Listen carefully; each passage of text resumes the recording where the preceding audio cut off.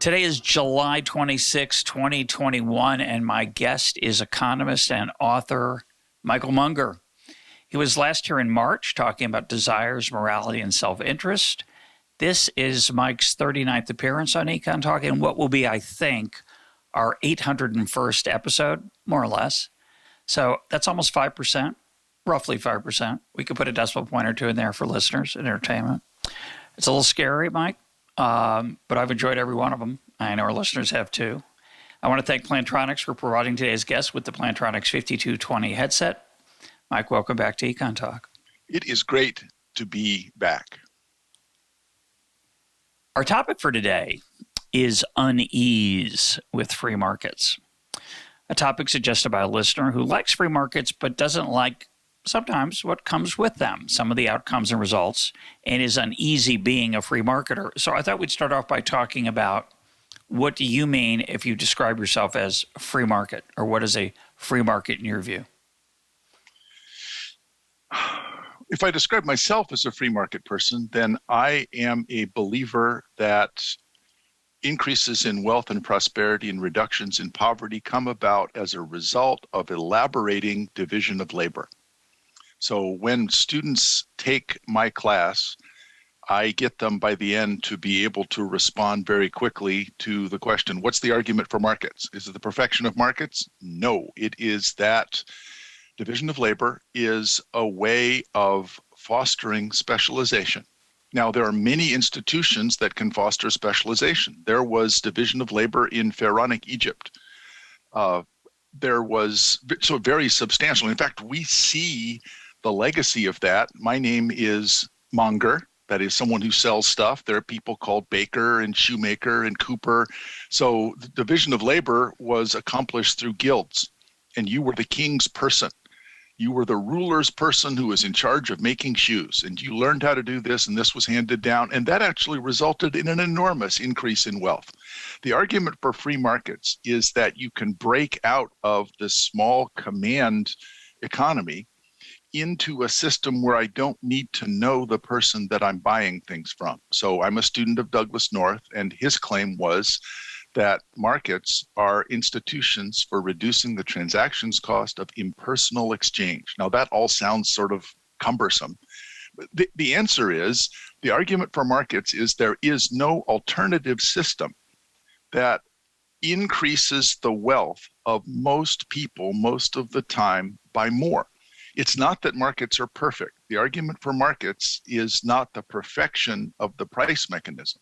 It's the imperfection of the world. We don't have enough information to be able to use any other system. There is literally no other system that can elaborate division of labor in the same way. Now, there are a bunch of drawbacks, and we'll talk about some of those. But that's the argument for markets, is that it is the best most of the time for most of the people, and in particular, as Deirdre McCloskey and others have argued about the great enrichment, there is no system that reduces poverty by more. And in fact, it's not even close. Boy, that isn't the answer I was expecting, so my script is shot now. Really, it isn't. I'm gonna react to that because you asked me. It's like, how do you spell Iowa? And if I say MISSISSIPPI, that may be how I spell Iowa. What's the argument? Listeners want to know, what is your argument for free markets? I speak on behalf of millions around the world. I'm actually going to challenge what you just said up to a point. Okay. I love what you just said. The first thing I just want to add, I want to elaborate on it just a titch. I did a monologue episode. I've maybe done 5 of them, I think, in the history of the program, where I talked about Adam Smith, David Ricardo, exchange, trade, specialization. And David Ricardo's great contribution to economics was this understanding that because we are different, we can exchange even if I'm better at everything than you are, or more likely you're better at everything than I am. So let's take that example. So let's say Mike's better at everything than I am. That still allows for the possibility for me to make something useful for you and exchange it, because you would specialize then in the thing that you do relatively well. And that insight, which is great for exams and has something to do even with the real world, I think overshadows Adam Smith's insight, which is that the division of labor is limited by the extent of the market, which means that when there are a lot of us to exchange among ourselves, the potential for specialization that you talk about, the liberation of our talents to serve those around us, is amplified to the point where we get the incredible standard of living that we currently have. I like to point out, I think I did in that episode, that if you took 49 of your most talented friends, so 50 people, you and 49, you get to choose them. You can pick the smartest, the most handy, whatever you think is best.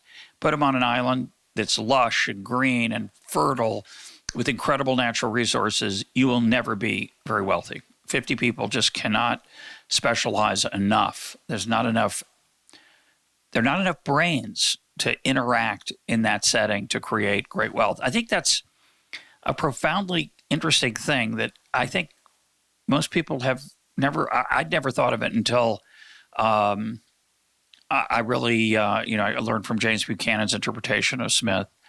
So I think that's part of what you're saying, obviously. The part I would disagree with is that even though I think wealth is important, well-being, standard of living, and hunger is awful, and destitution is worse, and subsistence to the point of starvation is even still worse. Maybe they're the same thing, but they're all bad. I don't really think deep down that money is what makes our hearts sing, that it gives joy to life. It's better to live to 70 or 80 or 90 with an artificial hip and get to still play tennis or golf or whatever floats your boat. So I don't think standard of living is irrelevant. There are a lot of wonderful, glorious things that come from growth and general material well-being. But it's not the only thing we care about. The other thing we would care about is what I think, would both call human flourishing, the opportunity to find your own path in life, the opportunity to use your gifts to their highest potential. And I think economic freedom markets allowed that to happen in ways that other systems do not. So I would just, those are my two footnotes. One's really an extension, and the other is a bit of a caveat. Do you want to respond to either of those? And then I'll give you my definition of free markets. All right. I'm a political scientist, and I always resent the notion that economists want to talk about economic freedom as if it were freedom. I think that a presumption in favor of liberty across the board accomplishes people's ability to establish communities of meaning around things that matter to them. And so the argument for free markets is that it elaborates division of labor in a way that allows me to be prosperous enough to take all the other dimensions of my life and create human flourishing. And economic liberty is only a tiny part of that. So Adam Smith, when he was writing Theory of Moral Sentiments, was trying to create, I agree with Dan Klein, that's his most libertarian book. He wants a presumption in favor of liberty across the board. And then he realized, we need to explain why it is that the elaboration of division of labor creates enough prosperity to give us a space in which that can be accomplished. And so we will have a kingdom of propriety. Propriety is a self-correcting set of norms that over time we develop and learn more about. And the economic freedom, the argument for markets, is a small part of that. And I would say that I bridled when you said that Ricardo's insight is perhaps more important than Smith's. No, other way around. No, I think Smith's much more important. And that Ricardo has overshadowed Smith because people have, I think, like it because of its cleverness. But I think Smith's actually much more important. Well, I misunderstood, and some listeners may have also. So let me go back then and agree with you. Comparative advantage is an idea whose time has passed. We shouldn't even teach comparative advantage. Comparative advantage is a minor footnote on division of labor because there are certain things. Yes, it's hard to grow oranges in Alaska. So the usual examples that I got, we can do it. We can have hothouses and we can use solar panels for half an hour a day, but it would be very expensive. And so you should engage in that thing where you have the lowest marginal cost. But a lot of that is endogenous to the process of the development of division of labor. And so Smith's example of the street porter and the philosopher would say he's such an egalitarian. We're largely capable, given good institutions, we're largely capable of developing our own human flourishing. We will find something where we can contribute. And notice the way to prosperity is to contribute something to society. We're going to leave that up to individuals, and they're going to use their own devices, provided they have access to education and enough infrastructure. So what's really important is division of labor. So the 49 people who start out, they're all very talented and they go to an island. They're not doing very well at first, but before long, each of them specializes in something. And then before long, maybe they can trade with the mainland. They could become wealthy. Now, you're right that it's very bad at the outset. But the dynamic part of Smith's view was that we can, even if we're all clones and not very good at anything at the outset, we can all develop a comparative advantage. And those comparative advantage should be guided by prices. Yeah, we'll get to that next. But when I said, by the way, it's 50, not 49, because you're in there. Yeah, with that 50th person. And what I meant by that is that without exchanging with the mainland, they can never be wealthy by our standards. By our standards. I mean, they could maybe at the end of a year build a few cars. They would die from starvation. They can't do the range of things that you and I have easy access to, that millions, hundreds of millions, a few billion people have access to, fortunately, in today's modern world. Not everybody, but many. May I say one more thing about that? James Buchanan would always give that example of why access to open markets is really important to developing nations, paradoxically. So the United States has a big internal market. We probably can get by with quite a bit of protectionism. Sri Lanka cannot. Relatively small countries, they need to open up precisely so that they get access to a larger market. For just the reason that you say, those 50 people, those relatively small number of people in a developing nation, they really have no hope of becoming wealthy. Yep, exactly. So when you say freedom across the board, you mean in economic, in commercial life, but also in non-commercial life, freedom to read what you want, freedom to associate with whom you want to associate. Is that what you mean by across the board? A presumption in favor of liberty. So any restriction on my liberty that doesn't involve to harm to someone else means that the burden of proof must be on the state. The state has to demonstrate. This is really important. Not I have to demonstrate why I need that freedom. So I'm going to give my definition now. It's not my definition, it's what I would have said. Obviously, it's a large area. You can inhabit different parts of it. But I would have said, the key to free markets, I think people often assume two things that I find uninteresting. They either assume that when I say I'm a free marketer, they mean I'm against government. They want no government, that I'm an anarchist effectively. And I'm not. I'm not an anarchist. I believe in this. I think the state should enforce property rights. It should enforce laws against fraud. I'm not an anarchist, so it doesn't mean zero government. The main part of it for me is that prices are free to adjust without legal restriction. So no minimum wage, ideally, but for most of the labor market, the minimum wage is not binding for most people in the labor market. So the labor market in the United States, many other countries, is effectively free except at the very bottom, ironically or not. Maybe we'll talk about that. But that's the level of intervention that I want to focus on, at least the first part of our conversation. There's more to say, but what I want to emphasize is this idea that I don't want the government steering outcomes via price, which is very tempting. As we'll talk about, there are many outcomes of market transactions where people voluntarily exchange that someone on the outside might look at it and go, I don't like that. That makes me uncomfortable. I think that's bad. I think that hurts people, certain kinds of people, and we want to do something about that. What I want to start with as my definition of free market is that the government does not tamper with prices. They allow prices to adjust. That means that healthcare in the United States is not a free market. It has market elements, which I think confuses people. It encourages people to blame markets for some of the outcomes they don't like in the healthcare world, in the healthcare field, healthcare market. But it's not a free market. It's not remotely a free market. there are many, many things that would be different if there was a free market in healthcare. Some of them you wouldn't like, some of them you would like, perhaps, as a listener. But I want to just start with that as my sort of default definition, as a free market is one where the government lets prices adjust. You want to comment on that? That would be one element to me of a free market. There are also other regulations that are tantamount to price. That is, I have to get permission before I innovate something. I have to get a license. That is, the presumption is in favor of not doing anything. In order to do anything, we lard up the process with a bunch of permits. But yes, by and large, a free market requires freely adjusting prices. And the reason for that is that prices give us signals about the opportunity costs of resources.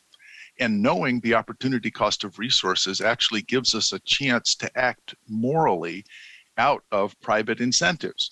So if something has a high price, that tells me other people want it also. If it has a low price, it means that if I use it, I won't be using up many resources.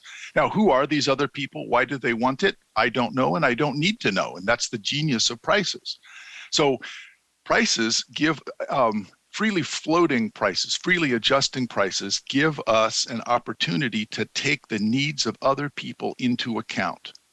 And if you try to keep prices artificially low, you make people act selfishly when they don't want to. It looks to me like nobody else wants this toilet paper. I'll take the whole shelf. And so the reason for prices is that it gives us an accurate measure of the opportunity cost of the resource. And what opportunity cost means, we often don't make that clear. Other people need this too. Think about other people. We used the example on here before when in the aftermath of a natural disaster, and you and I have had a few conversations about this general topic. We'll link to those. But this example bears repeating, given what you just said. In the aftermath of a natural disaster, I may not know about the natural disaster. I may not have hit my neighborhood, my area, my state. And so I'm thinking of building a porch, and I get an estimate for the cost. And it turns out all the lumber in the region and the carpenters and the skills that are necessary to create a porch are working in the area where there was flooding. And they're not building a porch. They're replacing people's houses. They're allowing them to live comfortably again under a roof. And I'd like a porch. It's pleasant.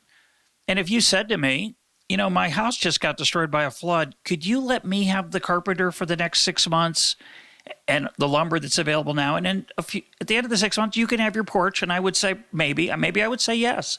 Maybe I would say, yeah, I understand that. I sympathize with you. I'll let you have the resources.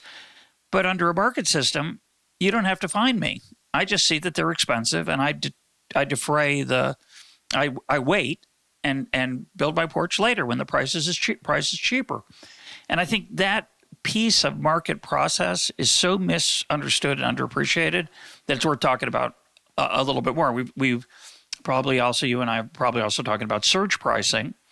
And I've given the example in an essay that, you know, when there's a threat of a terrorist attack, when there's been a bomb somewhere, as there has been a couple times in the last few years, and people think it might be a terrorist attack, and sometimes it is, they want to get out of the area where the place is, and we want people to go there to help them if they have the ability to do so. And that's what a high price for an Uber does. It says to people, hey, a bunch of people want this, what you just said. You can provide it. It might be dangerous. In this case, you might want to know what the reason is before you went down there. But the price alone says, hey, come on in. We need your help.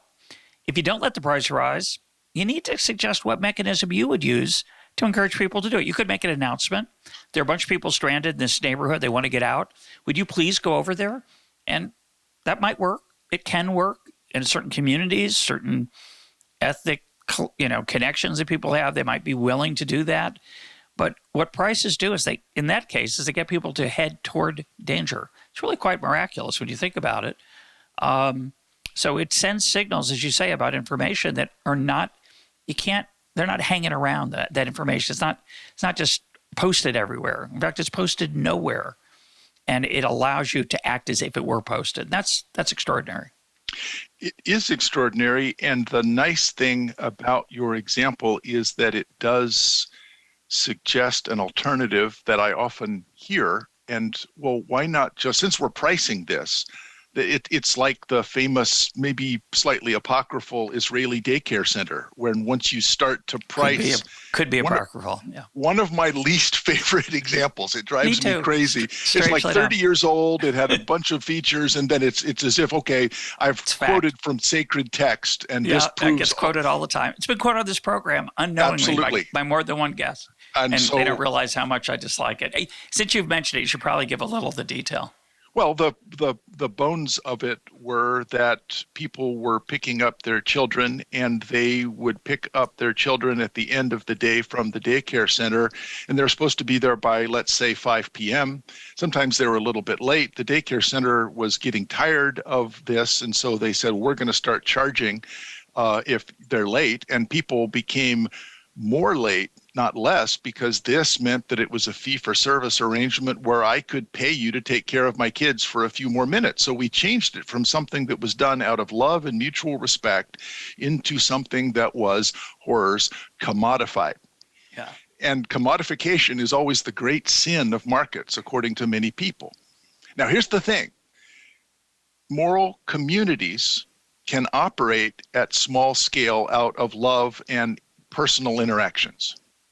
And moral communities are really great. Smith thought moral communities were really terrific. And so if you look at the diamond merchants, the Orthodox Jewish diamond merchants in New York, that's a moral community being excluded, and in Antwerp. Being excluded from that community would be really expensive. So they millions of dollars are exchanged on a handshake. Don't even write it down. We understand that we can all trust each other. That's great, but it doesn't operate at the scale that would allow us to achieve division of labor. Division of labor is limited by the extent of the market, and it needs to happen over a larger group. And so the second concept is a moral order. And Friedrich Hayek, James Buchanan both developed this part of Adam Smith's insight. A moral order is one where we trust each other because of a commitment to the rules, not personal commitment to each other. And so famously, the George Mason economist that you often cite as an example, if you have people growing potatoes in Idaho and steak in Texas, some of them might send steak and potatoes to their good friends that they know personally as part of a moral community in New York. But New York is a big old place. It's too big for moral community to work. And it's good that it is, because it helps us take advantage of division of labor. So Walter Williams said, you need something other than a moral community. You need, in effect, a moral order that's based on accepting of a price mechanism. And as a result, we get great cities like New York where people don't know each other, but they can trust the fact that then when they go to the grocery store, there's going to be steak and potatoes and myriad other things that were provided because of the price mechanism. Why? It's because the opportunity cost of steak and potatoes in Idaho and Texas, because they have developed a comparative advantage, is much less. And it's more valuable in New York. And so they send it to New York. And so the basis of this is a moral order. Markets are a moral order. It is not a moral anarchy. The moral anarchy is the breakdown of this belief that we all have in each other. So the hierarchy is moral community. Those are great. They're small. They're fragile. A moral order is when we're committed to a sort of Humean set of conventions, property, price mechanism. Moral anarchy is when things break down.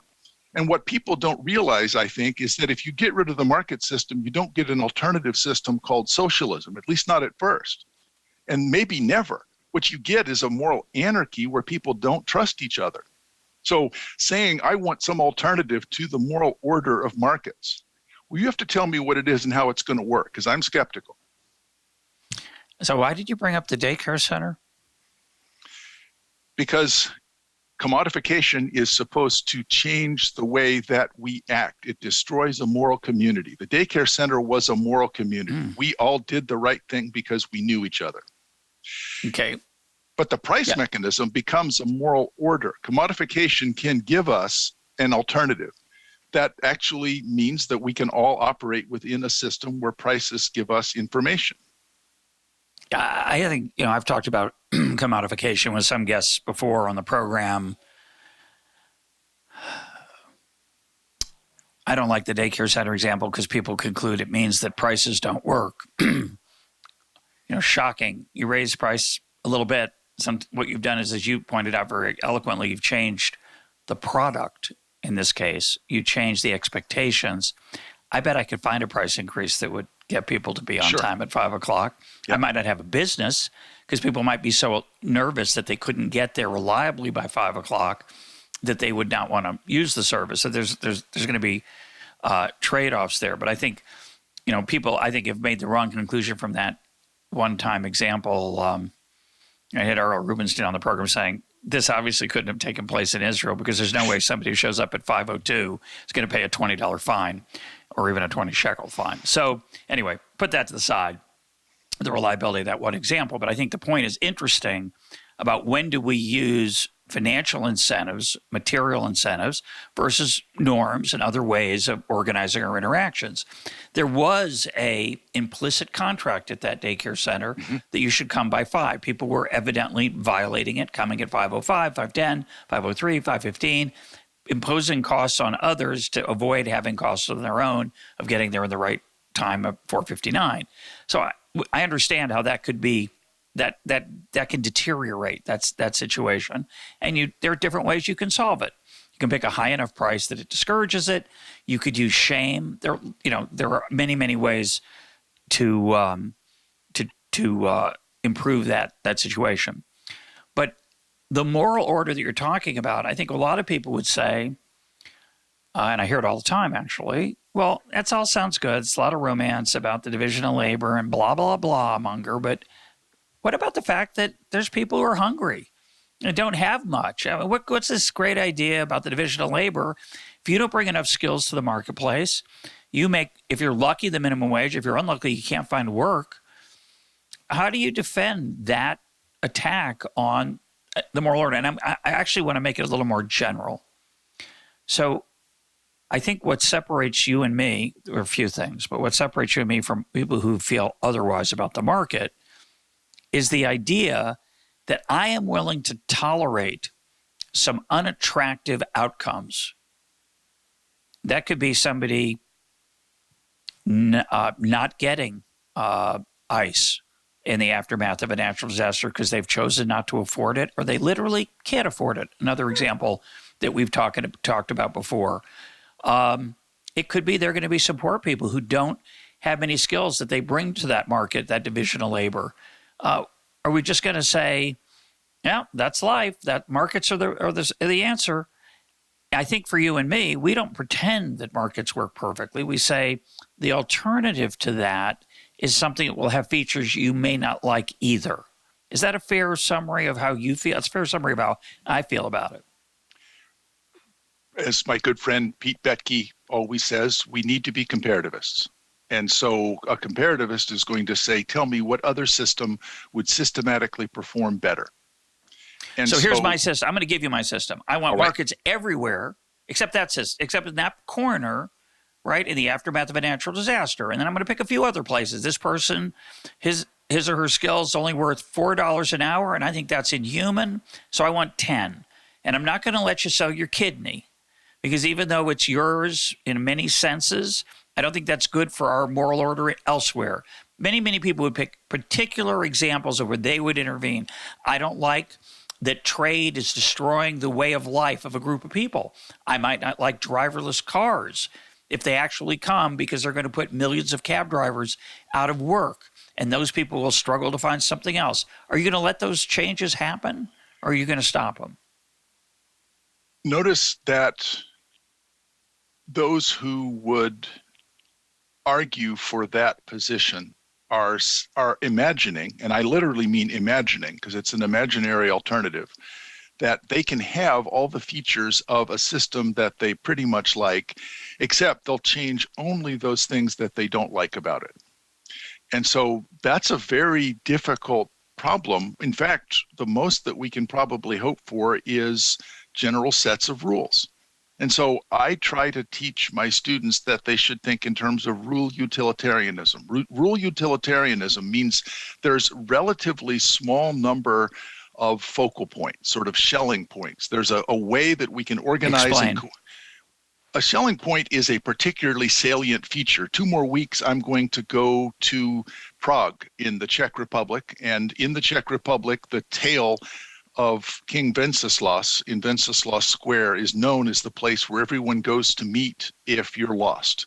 And so it was a particularly salient place to go meet. If I don't, the Schelling's example was you have to meet someone in the US, you're not sure when or where, you would meet at midnight on New Year's Eve in Times Square or somewhere that is everyone can think of.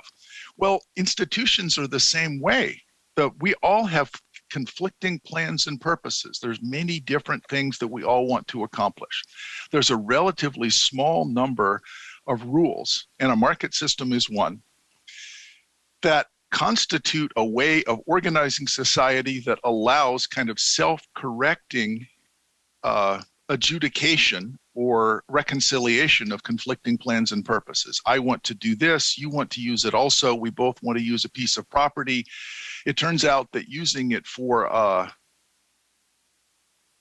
restaurant is more valuable than using it for a parking lot, so it becomes a restaurant. So I wanted to build a parking lot, you wanted to build a restaurant. What happens? We decide that using the price mechanism. That's not ideal, but there's no other mechanism that will allow us if we just have rules.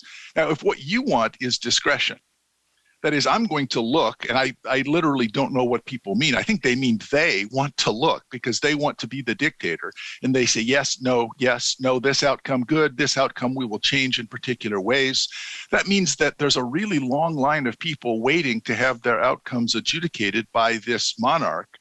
And they're rent-seeking in the sense that each of them is trying to think up the best argument that they can so that the discretion of the monarch will be invoked on their side rather than on their opponent.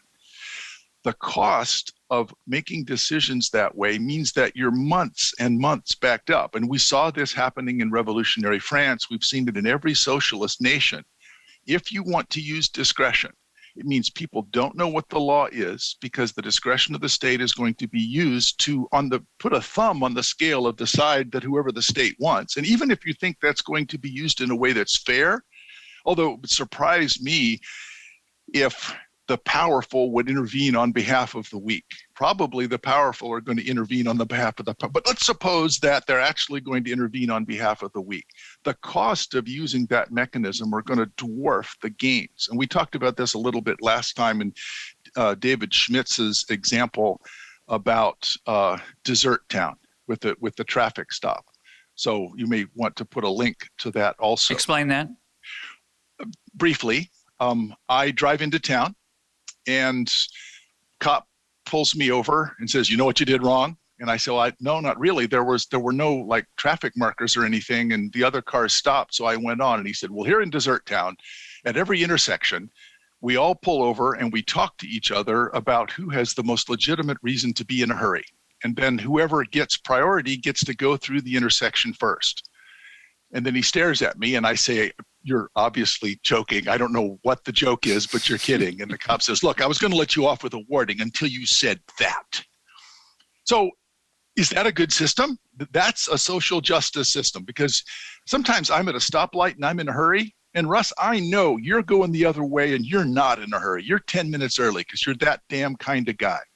And so you should stop and let me go over. It's unjust. Except that if we had a system where we all had to stop at every intersection, it would take even the most in a hurry person 10 more minutes than it would to wait for 2 minutes in an unjust way at the stoplight. So rule utilitarianism would say that even the least well off are going to be better off in a system that's predictable, even though it's unjust. It is absolutely unjust. Of course it is. But the cost of achieving case-by-case justice through discretion and rent-seeking argument will dwarf the benefits that you imagine that you can provide. You're such a Doug North student. I'm a transaction cost guy. There's no doubt about that. That's a great example, though. I don't remember you talking about that, but that's probably because my mind was drifting. It happens. Don't tell anybody. It is interesting because it means that if you were to ask, you could get unanimous consent for stoplights, even though people would say there are going to be times when they're unjust. Absolutely. And of course, there are times when people run a red light on the way to the hospital with a pregnant person. And we might want to make provision for that. So I broke the rules, but still, by and large, we're going to have the rules. And so that's the relatively absolute absolutes. That's Hume's convention. That's Smith's propriety. So we have a bunch of different names, but by and large, we should stick to these rules. The Humean convention of property, the Smith's notion of propriety, the judgment of society, the approval that we get from other people from acting in the right way. So let's bring this down into a more practical realm. We're in the middle of the coronavirus pandemic still. It's unbelievable. A number of companies developed a vaccine. They sold it. They didn't give it away.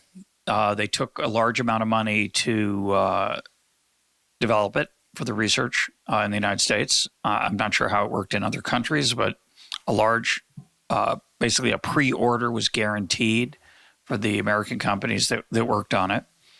We could have held them at gunpoint and said, meaning coerced them, forced them to develop the vaccine. Most of us would think, it's probably not going to be that effective. But the more interesting case is after they developed it, should we expropriate it? And I think I know a lot of people think that's a good idea. I mean, people are dying. You're not going to are you serious? You're going to allow pharmaceutical companies to make profit? And listeners will know I've said many negative things about pharmaceutical subsidies, and this is not a defense of pharmaceutical profit per se. Never should be. Don't confuse pro-competition with pro-business, pro-free market with pro-business. Important addendum to this whole conversation. It's not what we're talking about. We're talking about a process. So would there ever be a case where you would abrogate the property rights of an innovator like a pharmaceutical firm and say either, well, a lot of your money came from the government anyway, a lot of your education of your workers came from subsidized universities, so in some sense this isn't your property, and therefore we have a moral, and not just a moral right, a moral obligation to require you to provide this at a low price or a zero price to the people in the world who can't afford it. And that free market thing is murder. Literally, you're murdering people if you believe in free markets. That's the case I just gave is a case where discretion is seen as just. It's the traffic light case, but with a set of consequences that bite, and I think in a little harsher way. So how would you respond to that? Usual answer is some version of eminent domain. So it is long established that the king or the state has the power to take private property. The founders of the American Constitution were worried enough about that they said that you had to give compensation. So if you wanted to seize the license, if you wanted to seize the formula to make the drugs in an emergency, okay, but why would it be that you have the right to say, and we're not going to compensate you? So you would have to compensate. So I cannot force you to be a slave. I cannot force you to provide this for free to other nations. If I want to buy it and give it to other nations for free, all right. Now people say, oh, but that's too expensive. Well, wait, it's as expensive as it is. The question is, if you think it's a public good, should it be borne by the public, or should it be borne by the private innovator who next time this happens is going to think twice about innovating? So one of the difficulties is that if I come up with an innovation and I look back at the past and I see that if anyone who was successful had it nationalized, my incentives to come up with an innovation next time are much less. Yeah, I used to like to say that in the United States, people are allowed to come in the venture capital industry. They're allowed to get incredibly wealthy, and they're allowed to lose all their money. They bear mostly the risks and rewards of their own choices. That encourages prudence, foresight as best as possible. And even with those incredible incentives, 3 out of 10 fail, 3 out of 10 are okay, 3 out of 10 do pretty well, and 1 is a home run. That's a tremendous track record. It's just hard to predict what's going to be valuable and useful. And if you're not careful with the incentives, you won't even get those raw numbers. Impossible to predict. You'll squander your capital, your savings, and will be the poorer for it. So I think one way of thinking about the difference between people like us who are sympathetic to market forces is that on a case-by-case basis, certainly there are outcomes you don't like that you'd like to intervene in, but you'd have to answer the question, the Thomas Sowell, George Stigler question, and then what? And that outcome, the discouragement of future innovation, might draw you up short. And I think that's quite... So we have two now. One is the transactions cost of using discretion, which will dwarf the benefit you imagine. And the second is the loss of future innovation and work on research because it was nationalized. Those are two different, very powerful arguments. And there's a third.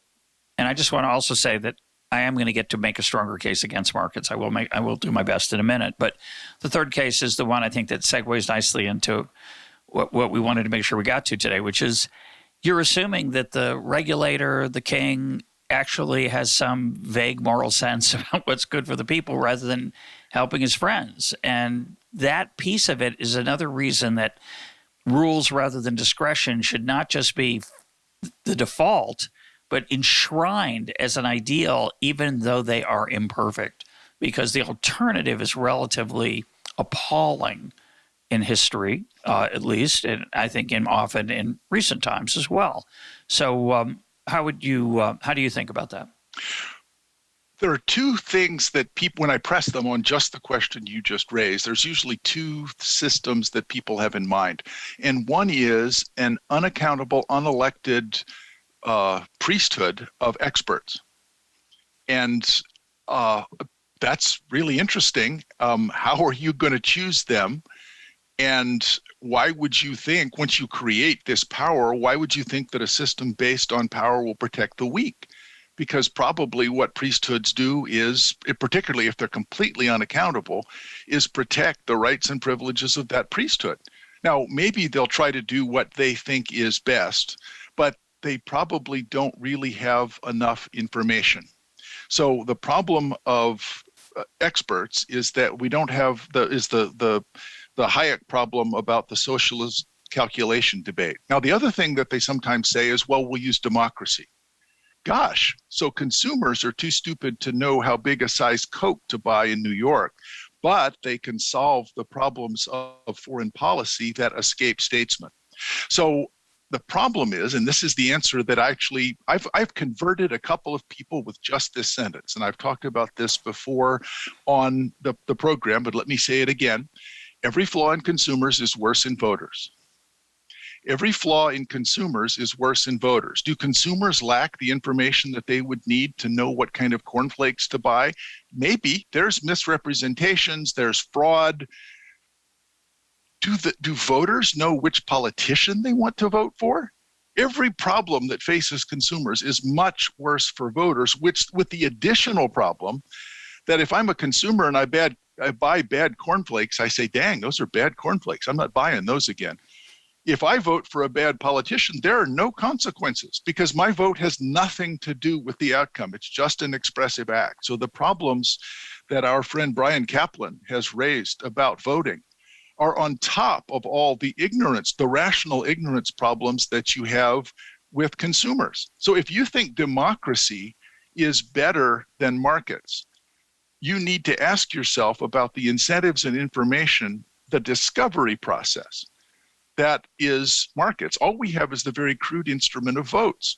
So I always thought that I would say, what if a really bad person were to take office? Now, in the mind of my leftist interlocutors, Donald Trump was such a person. So it's no longer hypothetical. Now, I'm not taking a position on whether he was or not, but for them, Donald Trump was a bad guy.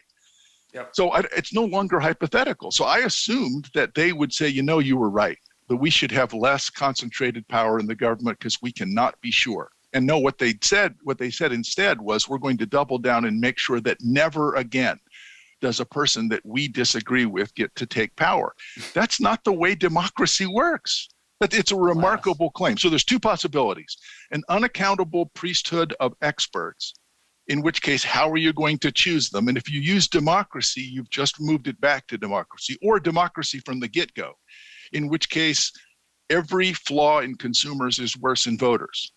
And so if you think that you can do better than the market allocation, you have to tell me an institution that doesn't involve unelected experts or rationally ignorant voters. So that was lovely. I'm very sympathetic to those arguments, but don't you believe in the EPA, Environmental Protection Agency? Don't you believe in certain government agencies that restrict free markets and free trade? I do. I think it's good the government has regulations against pollution. I think they're poorly designed. They're often designed to help the friends of the politically powerful. But I generally suspect or hope, maybe it's a dream, maybe it's a fantasy, that the inefficiencies or immorality of some of those outcomes relative to the gains from the overall restrictions, say, in pollution, are probably worth it. Elsewhere, not so much. This would be a classic example of a market failure, that there's these externalities. I have a natural incentive to want to dump my garbage in your lake rather than in my own, in your airspace rather than my own. And so we need laws against that. You would agree with me, right? Notice what you did, and I realize you're doing this partly tongue-in-cheek, but someone who makes that argument apparently got stuck at the sophomore level in high school debate. Because what they hear from their opponent is, I think the government should not do everything, and then attribute to their opponent the claim, therefore the government should do nothing. I never said that. You never said that. You got perilously close in the middle of that peroration. I know you don't believe that, but sure. Go ahead. So I'm telling you, you need to give me a better system. And so the EPA is and in fact, we recently have seen some examples of bureaucracies that, because of democratic pressures, are not performing the way many of their fans thought that they would. So CDC, anyone? Yes. So it makes it very difficult when you have the priesthood that is responsive to democratic pressures. So the market failure paradigm calculates the existence of an equilibrium, which is different from the actual outcome of markets. Now, there's a couple of problems. One is this equilibrium doesn't exist because, remember, from the outset, the argument for markets is increasing returns to scale. Everybody's afraid of the IRS. But I don't mean the Internal Revenue Service. I mean increasing returns to scale. Increasing returns to scale mean that there is no equilibrium. The argument for markets is division of labor. Division of labor is sharply increasing returns to scale. No equilibrium exists. Your justification in the market failure paradigm is that a non-existent equilibrium is better than the one that markets provide us. That's a remarkable idea. It actually doesn't exist.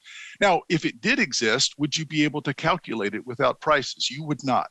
So there's some hypothetical alternative that you want to talk about. Now, I'm a fan of the EPA. I'm a fan of the Food and Drug Administration. So those are two different market failures. So Environmental Protection Agency is externalities. The Food and Drug Administration is asymmetric information. And to be fair, many of our colleagues who are pro-market people will go through some elaborate story about, markets could do this. Particularly for the Food and Drug Administration, the problem of reputation, and there is a problem of asymmetric information, but we solve that all the time using reputation and brand name.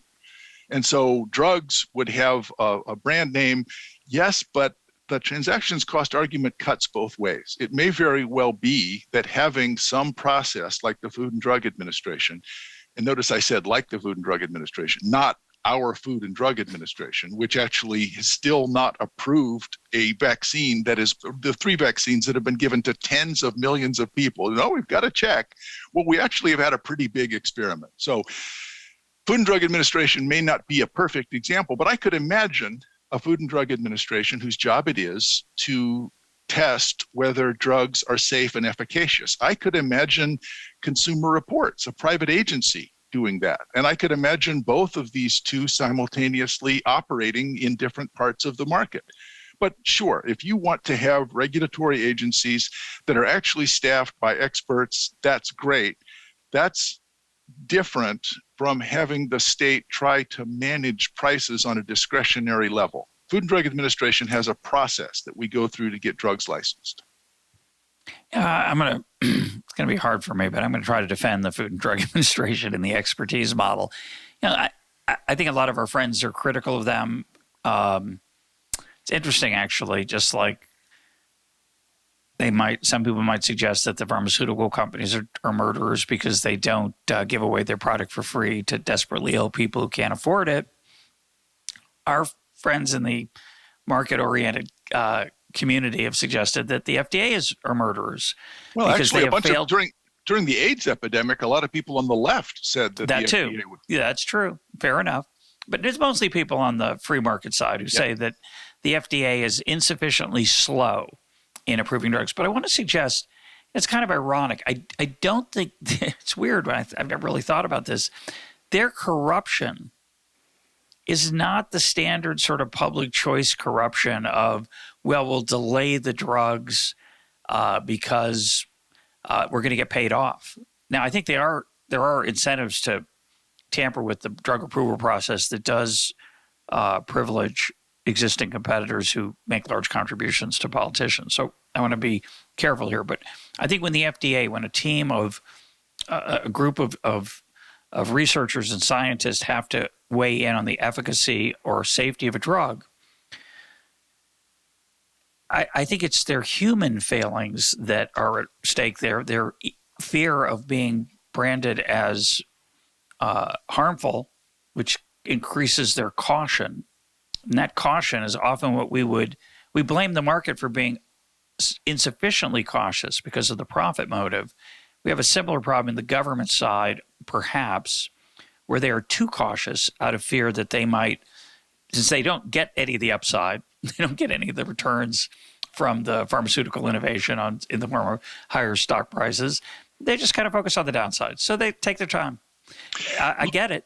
It makes some sense. But you're right. That's not the way public choice people usually talk about corruption, but that's because public choice often takes a sort of shallow, self-interested view that Ludwig von Mises, Gordon Tullock, and William Niskanen all wrote books on bureaucracy where the pathology you just talked about was the central theme. Yeah. It is a not feature corruption. Corruption. It is a feature of bureaucracy that it's a kind of self-interest. I get nothing if we approve a drug that goes through quickly. If it turns out to be harmful, I can get punished. If I say, no, we're really careful and scientific and we delay, there's only benefit. There's only upside. Let's talk about the ugliest pig. I can't believe we haven't gotten there yet. And then I want to come to the harder cases. I think we've kind of ducked a little bit. This is actually an example that Gordon Tullock used, although he used a Roman emperor and two minstrels. I'm a redneck from North Carolina, and so I use pigs. So at the state fair, there are contests about livestock, but imagine that we have an adult pretty pig contest, and adult pigs are not pretty, so there's only two entrants. So we bring out the first pig, and the judges go, God, that's horrible. That pig is so ugly. Forget it. We're just going to give the prize to the second pig. Well, it's fair enough to say that the first pig is ugly, but you haven't seen the second pig. And so I used to use this example only in one direction, and I have come around to understanding we need to use it in both directions. There are a bunch of people on the left who look at markets, and then they come up with a long list of outrages and indecencies, inequalities, terrible infelicities, awful things that they would change. Therefore, we'll use the state to do that, imagining that there is some set of institutions in the state would accomplish what they can imagine. On the other hand, there are pro-market people who look at things like the Food and Drug Administration and say, well, we could do this with reputation. The way reputations get formed is a bunch of people die. There are really big costs to having to develop a reputation or get rid of firms that have bad reputations in the production of drugs. If we got rid of the Food and Drug Administration, it is true that before long we would start to see brand names solve the asymmetric information problem. But the costs of doing that would be really high. The fact that markets can do something doesn't mean that it's the best way of doing it. So there's a bunch of pro-market people who look at the state pig and say, God, that's an ugly pig. Let's give the award to markets. That's just as bad. So I want to advocate for a comparative systems approach where we recognize that it's not true. And Adam Smith understood this clearly. Many people think markets are what happen when the state does nothing. That's not right. Markets are what happen when the state does the right kind of nothing, which we've talked about before on the podcast. The right kind of nothing is something that's really hard to do. You need to be a good state to do the right kind of nothing, to create a setting where permissionless innovation is possible. But that means there's a set of property rights. There's a system for adjudicating disputes over property rights, all of which are operating in the background. And so people who use the pretty pig approach in either direction are doing a disservice to their own argument. That was beautifully said. Well, now let's get to the harder cases. There's a handful of firms that get fancy acronyms. I'm not going to mention them, but the acronyms, but large tech firms, Google, Facebook, etc. Should we do anything about them? Should we just let them make as much money as they figured out some really clever ways to make, really ingenious ways to make money, selling, giving stuff away, and yet somehow finding a way to make money. And what they give away is incredibly pleasant to the people who receive it at no charge. Does that bother you at all, the way that's working out? Or do you think it's fine? And if so, if it bothers you because you think it's an ugly pig, do you have a prettier pig for me? I think that is the greatest problem that we face. And let me cite an example from Daphne Kenyon at Stanford. So the way that she phrases this example is, there are these platforms that have undue control over who gets to publish, and they're close to being common carriers. And it means that it's not really censorship, because the First Amendment only protects against state censorship, but these companies are just too powerful. So you've got a company that gets to decide, we'll publish this, we'll not publish this. We will accept certain ad revenue from some people. We won't accept it from someone else. So we should break up. And we've got like 10, 20 million people on this platform reading things at any time. So clearly we need more than that. Wait, said 10, 20. Stop. So clearly we need to break up the New York Times. Because I'm talking about the New York Times. The New York Times is a platform where many people interact. They have comments. The New York Times gets to decide what they're going to publish, what they're not going to publish. So the nice thing about her example is that there's an unexpected punchline. Well, presumably we're not going to break up the New York Times, even though it does have a gigantic amount of power. So the question is, are there companies that, how big would be large enough? There's a bunch of different companies that compete with each other. They compete with each other for eyeballs and attention. Now, internally, it's true that they're a platform.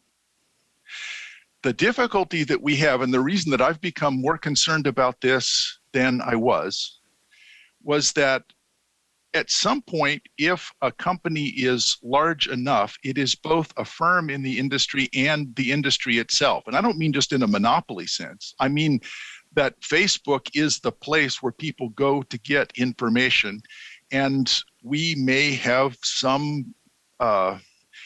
concerns that it is being used to provide information that is false. Things are rarely so bad that government intervention can't make them worse. So the proposal from the Biden administration seems to be that we're going to have a bureaucrat and the Department of Health and Human Services vet all the claims about vaccines that are on Facebook and say, this will be allowed, this will not be allowed, which is a whole lot like waiting at the intersection to decide who gets to go through the intersection first. So I think there is a problem. I do think that and this is actually my current book, is a new antitrust paradigm. So what I'm trying to work on now is, do we need a new antitrust paradigm? And what would it look like? And I think that I'm actually going to go full Foucault here. This is not a question of concentration, it's a question of power. And it may be political power, and I don't know what the answer is, but we may need political solutions to a problem of concentrated political power. Yeah, that's going to be episode 40 or 42. We'll see when it comes out. I hope 45. It'll be the Jackie Robinson episode. Baseball illusion for you, Michael. Let's close talking about poverty. A lot of interventionists, a lot of anti-free market people, or people who think differently than I do, they want to intervene in the labor market in different ways. One way you mentioned is licensing. They're worried about whether people might be deceived by the products that people are selling, the skills or services they're marketing.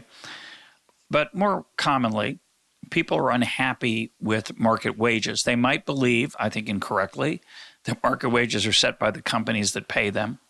It's a reasonable thought, but in fact, I like to point out that I've spent my career I did spend some time working at a racetrack, and I worked at Hojo's for you older listeners when I was younger. I did that bring a smile to your face. I'll tell you, Mike, as a new Hojo's employee, one of my customers ordered 2 hot dogs, and I wrote it down on the slip, and I put it in the little thing that the cook uses to make the hot dogs. And 5 minutes passed, and 10 minutes passed, and 15 minutes passed, and my customer said, "Where are my hot dogs?" And I went back to the kitchen, and I said, "Where are my hot dogs?" And he said, he pulled the slip out, and he said, "We don't serve hot dogs. We serve Frankfurters. Change it." Lesson in life for a young man. I was probably 15. That guy now works for the Food and Drug Administration. Yeah, exactly. And he didn't like me. But which I don't really blame him. But I've spent most of my career in academics. I am now very well paid. But when I was younger, I wasn't particularly well paid, and I enjoyed it and loved it and was happy to be, paid what I was paid. The irony is, I could have gone to Wall Street. You could have too. And we could have made a lot more money with a PhD in economics. Isn't it weird that Wall Street pays more than the nonprofit university? Aren't nonprofits nicer? Isn't Wall Street greedy? Why would they give away so much money to higher wages of their employees? The answer, of course, is they don't set the wages. They're set by a market and competition among the firms.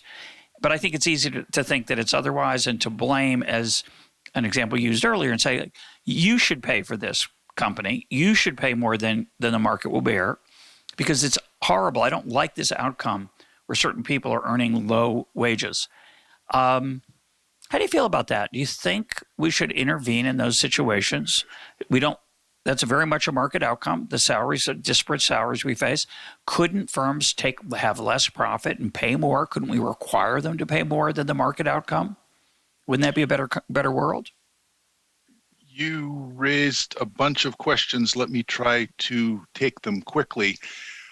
Why is it that football players make more than teachers? Why is it that people on Wall Street make more than college teachers? And that's the diamonds and water paradox. The fact is that at the margin, the marginal soccer players make less than teachers. If you're only looking at the very top soccer or football players, yes, they make a lot. But at the margin, teachers make quite a bit more than the very marginal soccer players. And so there's a lot of people on Wall Street who are no longer on Wall Street. They're now waiters at Hojo's until it went bankrupt. So at the margin, if I just look at averages or top salaries, I'm going to get a strange picture of the labor market. The second thing is, a solution we often propose is something like minimum wages. And the idea is that the company could afford to pay this, and it would benefit the workers. And so it's a Pareto improvement. We'll just pass a law and everybody will be better off, because it won't really hurt the companies because they'll all pay that.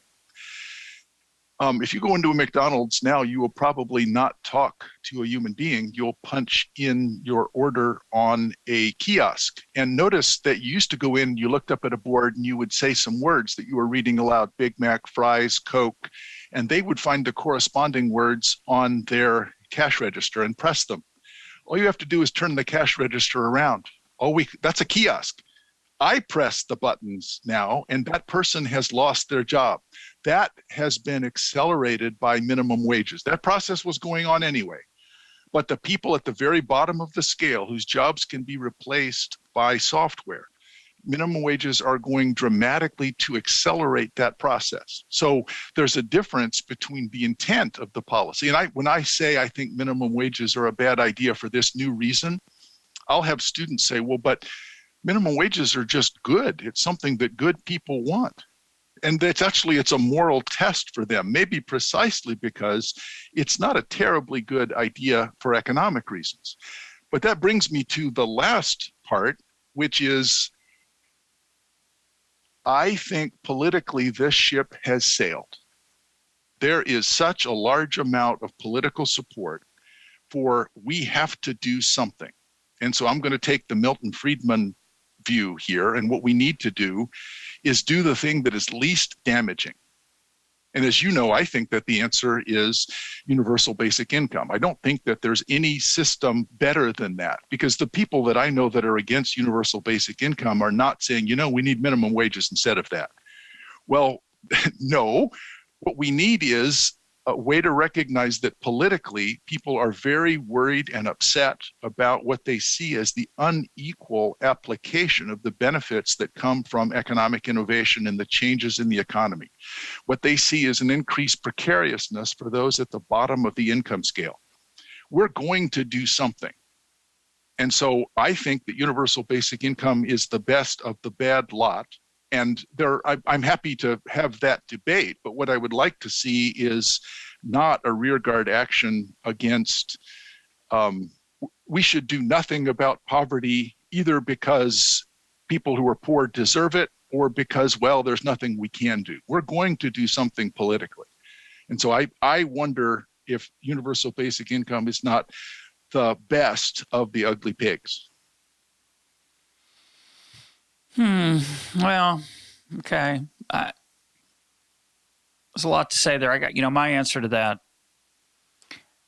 is kind of a cheap answer. I don't really love it. My answer is we have a really lousy public school system in America.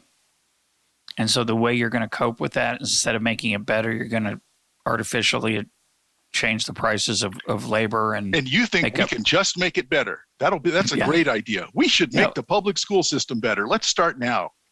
Who's this we? It's going to be like Athens, actually, or like Shalem College, where I am now. I'm not opposed to making the entire public school system better. I'm with you. Let's do that. Yeah. Well, but I actually have a way to make it better. Now, you could argue it's just an even uglier pig, but I do think that a more incentive-driven system with more freedom of choice and less top-down government design of that curriculum and so on, I think would be a better system. And I think I could make a case for it. But I accept the point. It's an excellent point that I think is very hard for people to face when they're told to tell their alternative. They say, well, yeah, it's the example you gave earlier. Well, I want like it is now, but that'll be different and nothing else. That's what I want. That world is a fantasy. It may be a comforting fantasy, by the way. I think universal basic income, we've talked about it before on the program, maybe not enough. Maybe we should come back and we'll do a longer episode on it. It's interesting that you invoke Milton Friedman. Milton actually, was one of the earliest, and not the earliest, advocate for a negative income tax, which has become the earned income credit. I think it's not sufficiently appreciated that is one of the handful of innovations that he actually proposed that got accepted. It would be the earned income credit. He would have liked to get rid of all of their welfare programs and replace it with that. I was going to say, but it's he ended up being against it because they didn't take everything else out, and that's my UBI proposal. Also, I want to get rid of everything else, including minimum wage. If you're not going to do that, I'm not for it. Okay, we'll talk about it. To be continued. My guest today has been the great Michael Munger. Mike, thanks for being part of EconTalk. It was such a pleasure.